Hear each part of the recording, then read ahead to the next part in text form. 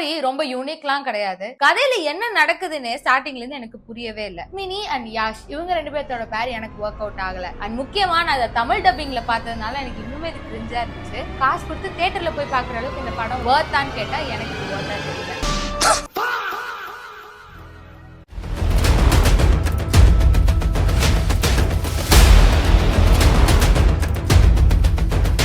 Toxic மூவிக்கு செம்மையான hype இருந்துச்சு. அந்த ஹைப்போட எக்ஸ்பெக்டேஷன்ஸை இந்த படம் ரீச் பண்ணுச்சா? இன்னைக்கு யாழினி கூட சேர்ந்து டாக்ஸிக் மூவியை பத்தி புரிஞ்சுக்க போறோம். வாங்க வீடியோக்குள்ள போலாம்.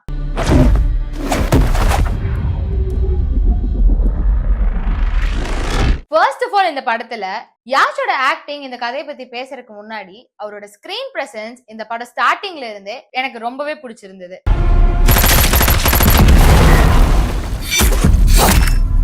அவரோட அந்த மாஸ், அவரோட லுக் அண்ட் அவரோட கெட்டப் எல்லாமே இந்த படத்துல நல்லா ஹேண்ட் இன் ஹேண்ட் போன மாதிரி எனக்கு ஃபீல் ஆச்சு. And ladies, ಒಬ್ಬೊಬ್ಬರೇ ಬರ್ತೀರಾ ಒಟ್ಟಿಗೆ ಬರ್ತೀರಾ?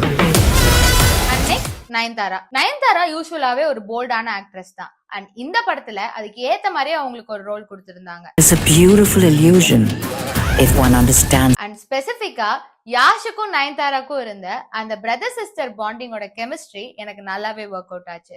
இந்த சிட்டியை நீ தான் ஆளணும். அண்ட் தேர்ட் கியாரா அத்வானியும் யாஷோட பேர் இவ்ளோ நல்லா ஹேண்ட் இன் ஹேண்ட் போகும் அப்படின்னு நான் எக்ஸ்பெக்ட் பண்ணல. நியாயமா கண்ணே? இந்த படத்துல கியாரா அத்வானி ஒரு ட்ரீமியா சாஃப்டான ஒரு கேரக்டராவும், யாஷ் எப்பவும் போல ஒரு வயலண்டான கேரக்டராவும் இருந்தாங்க. இவங்க ரெண்டு பேரும் சேர்றது அண்ட் இவங்க ரெண்டு பேர்த்தோட பேர் ரொம்பவே டிஃபரெண்டா யூனிக்கா அது ஒரு மாதிரி நல்லா இருந்துச்சு. அழகின் அம்சம் நீதான் பெண்ணே. ஃபோர்த் ருக்மிணி. எனக்கு பர்சனலா மினி அண்ட் யாஷ் இவங்க ரெண்டு பேர்த்தோட பேர் எனக்கு ஒர்க் அவுட் ஆகல. Who the hell are you? I'm Miss Permanent. Rukmini like அவங்க ரொம்ப சாஃப்டா எலகண்டான ஒரு கேரக்டராவே பார்த்துட்டு இந்த படத்துல யாஷோட பேரா எனக்கு வந்து அவ்வளவா ஒர்க் அவுட் ஆன மாதிரி எனக்கு தெரியல. அண்ட் ரெண்டாவது ஸ்டோரி லைன். இந்த ஸ்டோரி ரொம்ப யூனிக்லாம் கிடையாது. யூசுவலா பாக்குற ஒரு கமர்ஷியல் மூவி ஸ்டோரி மாதிரி தான் எனக்கு இருந்துச்சு. அண்ட் முக்கியமா எனக்கு என்ன பிரச்சனையா இருந்துச்சுன்னா கதையில என்ன நடக்குதுன்னு ஸ்டார்டிங்ல இருந்து எனக்கு புரியவே இல்ல. லைக் அந்த கதையை புரிஞ்சுட்டு அந்த கதையோட டிராவல் பண்றதுக்கே எனக்கு ரொம்ப டைம் எடுத்துச்சு. என் சிட்டிக்கு வந்து என் ஃபேமிலி மேலேயே கை வைக்கிறேன். படத்தை பார்க்க ஆரம்பிச்சு ரொம்ப நேரம் கழிச்சுதான் இதுதான் ஸ்டோரியா, இவங்களோட கேரக்டர் தான் இப்ப எக்ஸ்பிளைன் பண்றாங்களா இல்ல இவங்கள பத்தி தான் பேசுறாங்களான்னு எனக்கு புரியறதுக்கே ரொம்ப டைம் எடுத்துக்கிச்சு. என்ன சொல்ற? இத பிரசன்ட் பண்ண விதம் மேபி சரியில்லையா இல்ல எடிட்டிங் சரியில்லையா, இந்த படத்துல என்ன பிரச்சனைன்னு எனக்கு புரியல. பட் கதைய கரெக்டா என்னால உள்வாங்கிக்க முடியல. ஓவராலா படம் முடியறப்ப இதுதான் கதைன்னு எனக்கு புரிஞ்சுது. பட் படம் பாக்குறப்ப என்னால அது கூடயே டிராவல் பண்ண முடியல. மூணாவது ஸ்கிரீன் பிளே. இந்த படத்தோட ஸ்கிரீன் பிளேல எனக்கு வந்து 2-3 மூவிஸோட ஸ்கிரீன் பிளே வந்து பார்த்த மாதிரி அண்ட் 2-3 மூவிஸ் வந்து எனக்கு ரொம்பவே ரிலேட் ஆச்சு. மெயினா ஓவராலா இந்த பிலிம் பாக்குறப்போ அனிமல் மூவியோட நிறைய ஏஸ்தட்டிக்ஸ் இதுல இருந்த மாதிரி எனக்கு ஃபீல் ஆச்சு. அண்ட் முக்கியமா இதுல ஒரு எண்டிங் பார்ட் இல்ல ஒரு கிளைமேக்ஸ் கிட்ட வரப்போ நம்ம தளபதி விஜயோட கோட் மூவிய அப்படியே ரெப்ளிகா பண்ண மாதிரி இருந்துச்சு.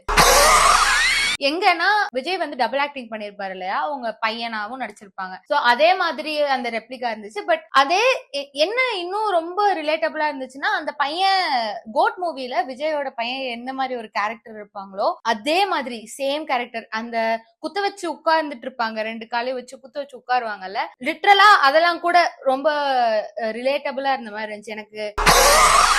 இந்த படத்துல பார்த்த யாஷோட பையனும் கோட்ல பார்த்த விஜயோட பையனும் எனக்கு ஆல்மோஸ்ட் ஒரே மாதிரி தெரிஞ்சாங்க. அமைதியால எல்லாம் சரியாயிடுனா பல நூற்றாண்டுகளா யுத்தங்கள் என்ன மைத்துகளா நடக்குதே. இது ரொம்ப மோசமான படம், இது வந்து பார்க்கவே முடியாது அப்படியெல்லாம் வந்து சொல்ல முடியாது. இது ஒரு வஸ்தான பிலிமான்னு கேட்டா அப்படி எல்லாம் கிடையாது. பட் அதே டைம்ல இது ஒரு நல்ல படமா அப்படின்னு கேட்டா அதுவும் கிடையாது. இது ஒரு ரொம்பவே ஒரு ஆவரேஜான ஒரு பிலிம் தான். உங்களுக்கு யாஷ் ரொம்ப பிடிக்கும், நீங்க ஒரு யாஷோட ஃபேன் அப்படின்னா நீங்க இதை தாராளமா நீங்க போய் தியேட்டர்ல பாக்கலாம். பட் என்ன கேட்டீங்கன்னா இதை தியேட்டர்ல போய் பாக்குறதுக்கு நான் கண்டிப்பா ரெக்கமெண்ட் பண்ண மாட்டேன். ஓடிடில வரும், அப்ப வீட்டுல உட்காந்து ஒரு என்டர்டைன்மெண்ட்காக இந்த படத்தை பார்க்கலாமே தவிர காசு கொடுத்து தியேட்டர்ல போய் பாக்குற அளவுக்கு இந்த படம் வர்த்தான்னு கேட்டா எனக்கு இது வர்த்தா தெரியல. நடுவுல 2-3 டயலாக்ஸ் எல்லாம் ரொம்பவே சில்லியா இருந்துச்சு. லைக் என்னடா எழுதி வச்சிருக்கீங்கன்ற மாதிரி இருந்துச்சு. Maybe Tamil dub, maybe Kannada ஒரு தெலுங்கு அதுல எல்லாம் பார்த்துருந்தா டிஃப்ரெண்டா இருந்திருக்குமான்னு எனக்கு தெரியல. பட் தமிழ்ல ரொம்பவே எனக்கு அது சில்லியா ஃபீல் ஆச்சு. இருந்துச்சு. அண்ட் நான் இந்த படத்துக்கு 4 out of 10 கொடுப்பேன். ஏன் அந்த 4 அப்படின்னா, பர்டிகுலரா இண்டிவிஜுவலோட ஆக்டிங்ஸ் எல்லாமே சூப்பரா இருந்துச்சு. கேஆர் அத்வானியா இருக்கட்டும், நயன்தாராவா இருக்கட்டும், யாஷா இருக்கட்டும், இவங்களோட ஆக்டிங் எல்லாமே பர்டிகுலரா ரொம்பவே சூப்பரா இருந்துச்சு. அண்ட் அவங்களோட சைல்ட்ஹுட் கேரக்டர்ஸ் அவங்களுமே சூப்பரா நடிச்சிருந்தாங்க. பட் ஓவராலா எல்லாம் புட் டுகெதரா இருக்கப்போ அது வந்து ஒர்க் அவுட் ஆகலையோன்ற மாதிரி எனக்கு ஃபீல் ஆச்சு. சோ போய் பார்க்கலாம், தப்பு இல்ல. பட் வர்த்தான்னு கேட்டா அந்த டிக்கெட் பிரைஸுக்கு அது வர்த் இல்லன்ற மாதிரி எனக்கு ஃபீல் ஆச்சு. என்ன சொல்ற? நீங்க இந்த படத்தை பார்த்துருந்தீங்கன்னா கமெண்ட்ஸ்ல எப்படி ஃபீல் பண்ணீங்கன்னு சொல்லுங்க. அண்ட் யாராவது இன்னும் டாக்ஸிக் மூவி பார்க்க போக ரெடியா இருக்காங்க அப்படின்னா அவங்களுக்கு இந்த வீடியோ ஷேர் பண்ணி அவங்க ஒப்பீனியன் என்னன்னு தெரிஞ்சுக்கோங்க. இந்த மாதிரி சினிமா பத்தி புரிஞ்சுக்க ஹவுஸ் ஆஃப் சினிமா சேனலை சப்ஸ்கிரைப் பண்ணிக்கோங்க. நம்ம நெக்ஸ்ட் வீடியோல பார்க்கலாம். பாய்.